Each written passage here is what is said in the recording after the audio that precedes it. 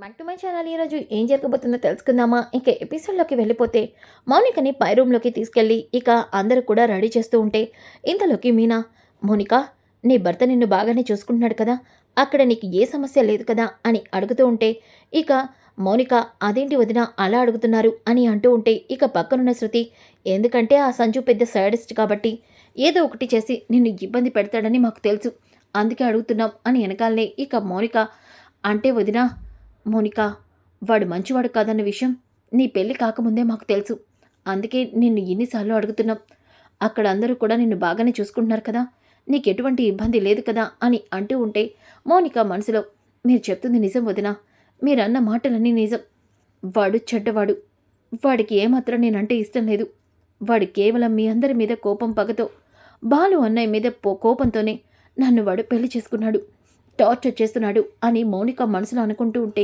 ఇక కింద ఉన్న సంజు వాళ్ళ నాన్న నీలకంఠం, ఒరే సంజు, నీ పెళ్ళం పైన గదిలో వాళ్ళందరి దగ్గర ఉంది, అది గనక నోరు తెరిచి నీ గురించి నిజం చెప్పిందో మన కథ ఆ బాలుగడు ముగించేస్తాడు, అలా జరగకూడదంటే వెంటనే నీ పెళ్ళం నోరు మూయించు, వెళ్ళరా అని వెనకాలే ఇక సంజు, ఇప్పుడే వెళ్తానుండు నాన్న అంటూ ఫోన్ తీసుకొని ఫోన్లో మాట్లాడుతున్నట్టు పైకి వెళ్తాడు. ఇక అప్పుడే మౌనిక, అంటే వదినా అని అనబోతూ ఉంటే అప్పుడే బాలు అక్కడికి వచ్చి, మౌనిక, ఎలా ఉన్నావు, ఆ సంజుగాడు నిన్ను బాగానే చూసుకుంటున్నాడు కదా, మాట్లాడమ్మా, ఎలా ఉంది నీ జీవితం అని అంటూ ఉంటే ఇంతలోకి మౌనిక ఏదో చెప్పబోతూ గుమ్మం బయట ఉన్న సంజుని చూస్తుంది. వీడిక్కడికి ఖచ్చితంగా నేనేం మాట్లాడానో వినడానికే వచ్చుంటాడు అని చెప్పేసి ఇక మౌనిక, ఏంటనయ్య ఇది, అయినా మా మావయ్య గారు ముందే చెప్పారు కదా, నువ్వు ఈ ఫంక్షన్లో ఉండకూడదు, మా వాళ్ళు ఇక్కడికి వచ్చేసరికి వెళ్ళిపోవాలని, కానీ నువ్వెందుకు వెళ్ళలేదు, నాకు తెలుసు ఆయన్ని అవమానించడానికి, ఏదో ఒక గొడవ పెట్టుకోవడానికి, మా అత్తింటి వాళ్ళ ముందు నా పరువు తీయటానికే కదా నువ్వు ఈ ఫంక్షన్లో ఉంది అని అంటుంది. ఒక్కసారిగా ఆ మాటలకి బాలు మీనా బాధపడతారు. ఇక బయట ఉన్న సంజు అయితే, ఇదేంటిది ఇలా వీడిని తిడుతుంది, అంటే ఇది నా పార్టీలోకి వచ్చేసిందా, లేదంటే ముందే వీడిని అవమానిస్తామని తెలిసి వీడిని పంపించడానికి ప్లాన్ చేస్తుందా అని సంజు అయితే మనసులో అనుకుంటాడు. ఇక బాలు, అదేంటి మౌనిక, నీ విషయంలో నేనెందుకు అలా ఆలోచిస్తానమ్మా, అనయ్య ఇక నువ్వేమీ చెప్పొద్దు, అయినా నువ్వంటే ఆయనకి ఇష్టం ఉండదు, నువ్వు ఇక్కడికి వచ్చి ఏదో ఒకటి చేసి మా వారిని ఇబ్బంది పెట్టడం కాకపోతే నువ్వెందుకు ఇక్కడున్నావు, అయినా నీలాంటి వాళ్ళు ఇక్కడుంటే నాకు చెడ్డ పేరు, నువ్విప్పటికైనా ఆలస్యం అయింది కాదు, నువ్విప్పుడైనా ఇక్కడి నుంచి వెళ్ళిపో అని అంటూ ఉంటే ఇక బాలు, మౌనిక, నీ మనసులో నా మీద ఇంత పెద్ద అభిప్రాయం ఉందని తెలిసాక కూడా ఇక్కడే ఉండి నిన్ను నీ అత్త వాళ్ళని బాధ పెట్టనమ్మా, ఇప్పుడే వెళ్ళిపోతాను అని అంటూ ఉంటే ఇక మీనా, మౌనిక, నువ్వేనా ఇలా మాట్లాడుతుంది, నువ్వు ఈ 16 రోజులు పండుగ చేసుకుంటావని రాత్రి పగలు కష్టపడుతూ మీ అన్నయ్య ఈ ఏర్పాట్లన్నీ తన డబ్బుతో చేయించాడు, అదంతా తెలియకుండా నువ్వు ఆయన్నే వెళ్ళిపోమంటున్నావా, ఏంటి మౌనిక ఇది అని వెనకాలే ఇక బాలు, మీనా నువ్వు మౌనికని ఏమీ అనొద్దు, నేనుంటే తనకి ఇబ్బందని చెప్తుంది కదా, నేను వెళ్ళిపోతాను, నేను అందరికీ భారమే అని బాలు బాధపడుతూ ఉంటే ఇక మౌనిక, సారీ అన్నయ్య, వాడు వింటున్నాడని నేను ఇలా మాట్లాడుతున్నాను అని అంటూ ఉంటే ఇక శృతి, ఏంటి మౌనిక ఇది, ఆ సంజుని శాడిస్ట్ అనుకున్నా, వాణ్ణి పెళ్లి చేసుకున్నాక నువ్వు కూడా వాళ్ళలాగే తయారయ్యావా ఏంటి, ఇలా మాట్లాడుతున్నావేంటి, పాపం బాలు నీకోసం ఎన్ని చేశాడు అని అంటూ ఉంటే అప్పుడే ఇక సంజు, వీడెళ్ళిపోతే నేను ఎవరి మీద పగ తీర్చుకోవాలి, వీడిక్కడే ఉండాలి అని చెప్పేసి ఇక సంజు, మౌనిక, నువ్వు మాట్లాడుతుందంతా విన్నాను, ఇది కరెక్టా, అయినా మీ మీ అన్నయ్యకి నాకు ఏ గొడవలైనా అయ్యుండొచ్చు, అంత మాత్రాన ఈ ఈ రోజు ఈ ఫంక్షన్లో మీ అన్నయ్య లేకుండా ఎలా జరుగుతుంది, ఖచ్చితంగా బావ ఉండాల్సిందే, బావా మీ చెల్లి అలాగే మాట్లాడుతున్న నువ్వు ఖచ్చితంగా ఉండాలి అని సంజు అయితే రివర్స్లో ఇక బాలునైతే అక్కడే ఉండమంటూ ఇక కిందకైతే వెళ్ళిపోతాడు. ఇక మౌనిక ఒక్కసారిగా బాలుని హక్ చేసుకుంటుంది. మౌనిక, అన్నయ్య, సారీ అన్నయ్య, నీతో అలా మాట్లాడినందుకు, అది కదమ్మా అని అంటూ ఉంటే మౌనిక ఇక ఏడుస్తూ కిందకి వెళ్ళిపోతుంది. ఇక రోహిణి కూడా శృతి కూడా వెళ్ళిపోతూ ఉంటే ఇక మీనా, నాకు మౌనికను చూస్తుంటే అనుమానంగా ఉందండి అని అంటూ ఉంటే శృతి కూడా ఇక వెనక్కి వచ్చి, అవును మీనా, నాకు మౌనికను చూస్తుంటే ఏదో డౌట్గా ఉంది, వాడు ఖచ్చితంగా మౌనికని టార్చర్ చేస్తున్నాడు, వాడొక పెద్ద సైకో అని చెప్పి శృతి కూడా కిందకి వచ్చేస్తుంది. ఇక ఇంతలోకి చంద్రకాంత, ఏంటి ఇంటికొచ్చి ఇంతసేపు అవుతుంది, కనీసం టీ నీళ్ళు ఇవ్వడమో కానీ, లేదంటే మా మొహాన టిఫిన్లు పెట్టడం కానీ ఏమైనా ఉందా, మీరు తిన్నవేనా, లేకపోతే వాటికి కూడా మీకు గతి లేదా అని అంటుంది. అయ్యో అలా అంటారేంటి? ఒసే మీనా, ఎక్కడ చచ్చావే? ముందు వీళ్ళందరికీ టిఫిన్లు టీలు ఇవ్వవే అని వెనకాలే ఇదిగోండి అత్తయ్య అంటూ మీనా గబగబా ఇక వాళ్ళందరికీ టిఫిన్లు టీలు ఇస్తూ ఉంటుంది. ఇక ఇంతలోకి ఎవరి అమ్మాయి మీ ఇంట్లో పని మనిషా అని అంటుంది. ఒక్కసారిగా మీనా చూడండి, పని మనిషి మిమ్మల్ని అత్తగారు అత్తయ్య గారు పిన్ని గారు అని పిలుస్తారా అని వెనకాలనే ఇక అప్పుడే సత్యం చూడండమ్మా, తను మా ఇంటి రెండో కొడలు, మా బాలు భార్య. అవునా, నేనింకా తిన వాలకం చూస్తుంటే పని మనిషి అనుకున్నానులే అని వెనకాలే ఇందాక బయట చూసిన పూల కొట్టు తినదేనా? అవును, వాళ్ళ అమ్మ వాళ్ళు పూలు అమ్ముకునేవాళ్ళు, పూల బిజినెస్ వాళ్ళకి రక్తంలో ఉందిలే అని ప్రభావతి అంటుంది. అబ్బో, ఏం చెప్పారులే అని చెప్పేసి ఇక టిఫిన్ తిని ఈ టిఫిన్ ఒక టిఫినేనా, నెయ్యి లేదు, కనీసం ఈ ఇడ్లీలో మినప్పప్పు కూడా సరిగ్గా వేసుండరు. ఎంతైనా మధ్యతరగతి కుటుంబం కదా, ఎంత పేదరికం అనుభవిస్తున్నారో అని వెనకాలనే ఇక రోహిణి ఆంటీ మీరొచ్చినప్పటి నుంచి చూస్తున్నాం, కావాలని ఏదో ఒకటి చేసి మమ్మల్ని తక్కువ చేయాలని చూస్తున్నారు, కానీ ఆ టిఫిన్ చాలా బాగుంది, ఆ విషయం మీకు కూడా తెలుసు అని అనగానే ఇక శృతి రోహిణి ఆ ఆంటీ తప్ప మగవాళ్ళకి మాట్లాడడానికి ఈ ఆంటీ ఛాన్స్ ఇవ్వదు, అలాగే ఆ ఆంటీకి కామెంట్ చేయడం చాలా ఇష్టం అనుకుంటా అని శృతి అంటుంది. ఇక చంద్రకాంత సరే సరే కానీ ఇంతకీ కార్యక్రమాలు మొదలు పెడతారా మొదలు పెట్టరా ఏంటి అని వెనకాలనే ఇక ప్రభావతి మొదలు పెడదామండి, అమ్మ మౌనిక నువ్వు వెళ్ళి చీర కట్టుకొనిరా అని వెనకాలనే మౌనిక చీర కార్చుకోవడానికి పైకైతే వెళ్తుంది. ఇక ఇంతలోకి అక్కడే ఉన్న పుస్తల తాడు బాక్సు ఇక అన్నీ కూడా అరేంజ్ చేస్తూ ఉంటుంది ప్రభావతి. ఇంతలోకి చంద్రకాంత చెప్తా మీ పని, నాకే ఎదురు సమాధానం చెప్తారా అంటూ మెల్లగా అక్కడ ఉన్న బాక్సునైతే తీసేస్తుంది. ఇక అది ఎవరికి తెలియనట్టు వెనక ఉన్న తన బ్యాగ్లో అయితే పెట్టేస్తుంది. ఇక అక్కడే అందరూ కూడా వెయిట్ చేస్తూ ఉంటే మౌనిక శారీ మార్చుకొని వస్తుంది. అమ్మ మౌనిక కూర్చో అంటూ తనని కూర్చోపెడతారు. ఇంతలోకి బాలు మీనా అందరూ కూడా మౌనిక చుట్టూరుతూ ఉంటారు. ఇక తన మెడలో ఉన్న పుస్తల తాడిని మార్చే మొదలు పెడితే ఇక సంచు అయితే మౌనిక మెడలో మళ్ళీ పసుపు తాడిని కడతాడు. ఇక తన ఉన్న మెడలో ఉన్న తాడిని తీసి ఇక వాటిని బంగారు తాడుకి గుచ్చడానికి బంగారు తాడు చూస్తూ ఉంటే అక్కడ బంగారం తాడు కనిపించదు. ఇదేంటి బాక్స్ కనిపించట్లేదు, మీనా మీనా అని ఎదగాలనే చెప్పండి అత్తయ్య, బంగారం తాడు ఇక్కడే పెట్టాం కదా, కనిపించట్లేదేంటి, లోపలే ఉందా? లేదత్తయ్య నేను అక్కడే పెట్టానే అని అంటుంది. మరి కనిపించడం లేదేంటి అని మొత్తం వెతుకుతూ ఉంటే ఇక చంద్రకాంత అబ్బో, నేను ముందే అనుకున్నాను వేల మొహాలకి బంగారం కొనే స్తోమత ఎక్కడుంది అని, నిజంగానే అదే జరిగింది, తాడు కొనకుండా కొన్నామని ఎన్ని నాటకాలు ఆడుతున్నారో, అలా చేస్తే సమయానికి బంగారం తాడు కనిపించలేదని నా తమ్ముడు బంగారం తాడు కొనిపించి ఈ 16 రోజుల పండగ జరిపిస్తాడనేగా మీ ఆలోచన. అమ్మా దయచేసి అలా మాట్లాడద్దు, మా అబ్బాయి ఆ పుస్తల తాడిని ఉదయాన్నే తెప్పించాడు, ఇక్కడే ఎక్కడ ఉండుంటుంది, మీరలా మాట్లాడి మమ్మల్ని తక్కువ చేయొద్దు, ఆడపిల్లకి పుస్తల తాడు కూడా కొనేంత స్తోమతలో లేకుండా అయితే మేము లేము. అవును అని వెనకాలే అవునా, అయితే ఎక్కడుందో తెప్పించండి, ప్రగల్భాలు పలకడం కాదు, ఆ పుస్తల తాడు గనుక ఈరోజు దొరకకపోతే 16 రోజుల పండగ కాదు, శాశ్వతంగా మీ అమ్మాయి మీ ఇంట్లోనే ఉంటుంది అని వెనకాలనే ఇక బాలు పిచ్చి పిచ్చిగా మాట్లాడద్దు, అయినా మా నాన్న ఇంకొక మాట అన్నా ఊరుకోను, ఏం చేస్తావు, కనీసం పుస్తల తాడు కొనేంత స్తోమత కూడా లేదు కానీ మీరు మాట్లాడడానికి వచ్చారా అని అంటూ ఉంటే ఇక చంద్రకాంత ఏంటి అంటే ఇప్పుడు మేము దొంగలంటావా ఏంటి అని చెప్పేసి బాలు అయితే అంటాడు.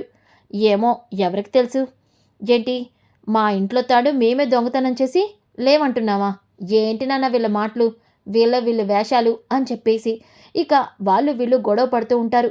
మనోజ్ అలాగే సత్యం ప్రభావతి బాబు ఏంటి గొడవ, ఒక్క నిమిషం ఎక్కడో ఉంటుంది, పొరపాటేదో జరిగింది, మీరు రాగండి అని చెప్పేసి అందరూ కూడా సర్ది చెప్తూ ఉంటే ఇక రవి అన్నయ్యని నాన్నని తక్కువ చేసి మాట్లాడుతుంటే నువ్వెలా చూస్తూ ఊరుకుంటావమ్మా అని ప్రభావతితో కూడా ఇక రవి కూడా వాళ్ళతో గొడవ పడుతూ ఉంటాడు. నీలకంఠం సంచు చంద్రకాంత వీళ్ళందరూ కూడా బాలు సత్యం వాళ్ళందరితో గొడవ పడుతూ ఉంటారు.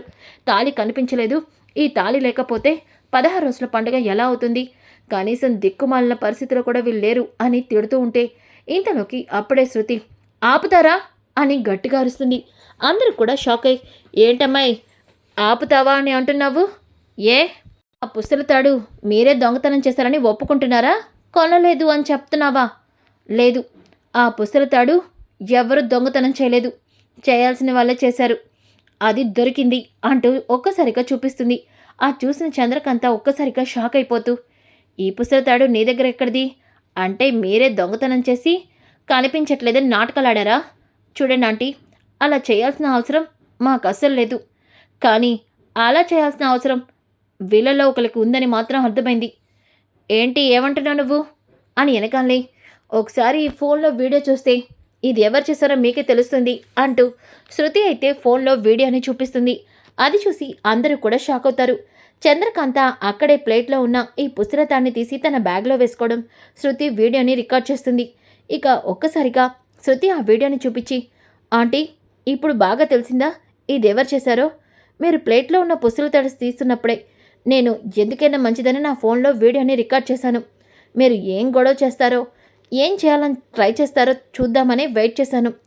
అంతా చూశాక మీ బ్యాగ్లోంచి తీశాను అని వెనకాలే ఇక సంజు, జేంటత్తా ఇలా అడ్డంగా దొరికిపోయి మా పరువు తీసేసావుగా అని వెనకాలే ఇక నీలకంఠం, అమ్మ ఒక్కొక్కసారి ఇలా పెళ్ళిళ్ళ ఇంటిలో జరిగే గిలిగజ్జాలుంటాయి కదా, మా అత్త మీ అందరినీ ఆట పట్టిద్దామని ఇలా చేసుంటుంది ఏ అక్క అని వెనకాలే, అవునరా అవును, ఏదో ఆట పట్టిద్దామని అలా చేశాను అని చెప్పి చంద్రకాంత అంటుంది. ఇక సత్యం జరిగిందేదో జరిగింది, ముందు పుస్తకతాడు మార్చండి అని చెప్పేసి అనగానే ప్రభావతి ఇక అందరి మెడలో ఉన్న పూసలు తీసుకొని మౌనికకి పుస్తకతాడు మారుస్తూ ఉంటే ఇక ఇంతలోకి మౌనిక బంగారం తాడు వేసుకుంటుంది. వేసుకోగానే ఇక అక్కడే ఉన్న చంద్రకాంత, ఏంటి ఈ అమ్మాయి మెడలో పసుపు తాడు, పెద్ద కోడల మెడలో పసుపు తాడు, మూడో కోడలతో మెడలో పసుపు తాడు, వీళ్ళు కనీసం బంగారం తాడు కూడా కొనుక్కునే స్తోమతలో లేరా అని వెనకాలే ఇక బాలు, ఏ వీళ్ళు లేకపోతే నువ్వు చేయించిస్తావా ఏంటి అని వెనకాలే, ఇతనికి బాగా నోటి దురుసు ఎక్కువే, వాడి గురించి తెలియక అడ్డదిడ్డంగా మాట్లాడుతున్నావు, వాడికి కానీ కోపం వచ్చిందంటే వాడు నీ పరువు రోడ్డు పైన తీస్తాడు అని ప్రభావతి అనుకుంటుంది. ఇక సంజు అయితే సరే సరే అయిపోయిందేదో అయిపోయింది కదా, ఇక బయలుదేరదామా అని వెనకాలే ఇంతలోకి మౌనిక అయితే ఇక అందరి వైపు బాధపడుతూ చూస్తూ ఉంటుంది. ఇంతలోకి చంద్రకాంత, ఏంటమ్మాయి బాధపడుతూ చూస్తున్నావు? కొంపతీసి మీ అన్నయ్యని కూడా మీ ఇంటికి తీసుకొచ్చేద్దాం అనుకుంటున్నావా ఏంటి? వీళ్ళకి ఇక్కడ 3 పూట్ల సరిగ్గా తిండి లేదు, అక్కడికి వస్తే నీతో పాటు 3 పూట్ల వాళ్ళు తినొచ్చని ఆలోచిస్తున్నావా ఏంటి అని వెనకాలే, చూడండమ్మా, మాకు 3 పూట్ల తిండి లేదని మీతో మేము ఏ రోజు చెప్పలేదు. అలా అని కూతురి అత్తవారింటి మీద వాళ్ళ ఇంటి ఆస్తి మీద ఆశపడే బుద్ధి మాలో ఎవ్వరికీ కూడా లేదు అని అంటూ ఉంటే ఇంతలోకి అప్పుడే పోలీసులైతే సత్యం ఇంటికైతే వస్తారు. పోలీసులు రాగానే ఇక బాలు అలాగే మనోజ్ అందరూ కూడా కంగారు పడతారు. ఇక ప్రభావతి, ఒరే బాలు మళ్ళీ ఏం చేసావురా, ఏ కొంప ముంచే పనిచేసావు, పోలీసులు ఇంటి వరకు వచ్చారు అని అంటూ ఉంటే ఇక బాలు, నువ్వాగమ్మా, ఇన్స్పెక్టర్ ఏంటి ఇక్కడికి వచ్చారు మీరు అని వెనకాలే, మేమిక్కడికి ఒక కిలాడిని అరెస్ట్ చేయడానికి వచ్చాం. కిలాడినా? అలాంటి కిలాడి లేడీస్ ఎవరు ఇక్కడ లేరే, ఏం ప్రభావతమ్మా అని అంటూ ఉంటే ఒరే బాలు అని వెనకాలే ఇక సత్యం, సార్ మీరేమంటున్నారో మాకు అర్థం కావట్లేదు, మీరు ఎవరిని అరెస్ట్ చేయడానికి ఇక్కడికి వచ్చారు? తను ఇదిగో ఈవిడ అని వెనకాలే ఒక్కసారిగా సంజు నీలకంఠం షాక్ అయిపోతారు. ఇక నీలకంఠం, ఏం మాట్లాడుతున్నారు ఇన్స్పెక్టర్, తను మా అక్క చంద్రకాంత, తనని మీరు అరెస్ట్ చేయడం ఏంటి? ఏంటి ఏమో చంద్రకాంత, తొక్కేమి కాదు, ఏమొక పెద్ద సూర్యకాంతం, కనబడిన సందులోకి వెళ్తుంది, ప్రతి బంగారం కొట్టులోకి వెళ్ళి ఏదో ఒక నగ మాటల్లో పెట్టి దొంగతనం చేస్తూ ఇదిగో ఇలా అలంకరించి ఊర్ల మీద తిరుగుతూ ఉంటుంది. నిన్న నువ్వు మీ ఊర్లో 4 బంగారు షాపులో 4 గొలుసులు కొట్టేశావని కంప్లైంట్ వచ్చింది. నువ్వెక్కడున్నావని ఎంక్వైరీ చేస్తే ఈ ఊరికి ఇంటికి వచ్చావని తెలిసింది, అందుకే నిన్ను అరెస్ట్ చేయడానికి వచ్చాం అని వెనకాలనే ఇక శృతి, ఏంటి ఇన్స్పెక్టర్ మీరు అంటుంది, అంటే ఈ ఆంటీ పెద్ద దొంగ? అవును, ఆ అమ్మ దొంగ భాగవతం, ఎన్ని నాటకాలు ఆడావమ్మ దొంగ, ఇప్పటి వరకు ఇన్ని ఆస్తులు ఇంత బిల్డప్ అంటూ ఇచ్చి దొంగ నగలేసుకొని వచ్చి మా ఇంట్లోనే మా మీదే పెత్తనం చలాయిస్తావా అని బాలు అంటాడు. ఇక సంజు, అత్త ఏంటిది అని వెనకాలనే, నువ్వు వెంటనే ఫోన్ చేసి రమ్మని చెప్పావు కదరా, ఒత్తి చేతులతో వస్తే బాగోదని 4 షాపులకు వెళ్ళి నా చేతి వాటం చూపించాను, ఛీ పరువు తీసావు కదత్తా అని సంజు అంటాడు. ఇక నీలకంఠం, నీ మాటలు నమ్మి ఇక్కడికి వచ్చాను చూడు, అని చెప్పి అనగానే ఇన్స్పెక్టర్ ఇక తనని అరెస్ట్ చేసి తీసుకెళ్తూ ఉంటే ఇక బాలు అబ్బో! ఈ మా కుటుంబానికి పెద్ద ఇది ఉంది, అది ఉంది అంటే ఏదో అనుకున్నాం. పెద్ద దొంగల ముఠానే అనమాట అని అంటాడు. ఇక సత్యం ఒరేయ్ బాలు ఆగరా నువ్వు అని ఎనకాలనే ఇక నీలకంఠం క్షమించండి బావగారు. మా అక్క వల్ల పొరపాటు జరిగింది. మేమింకా బయలుదేరతాం.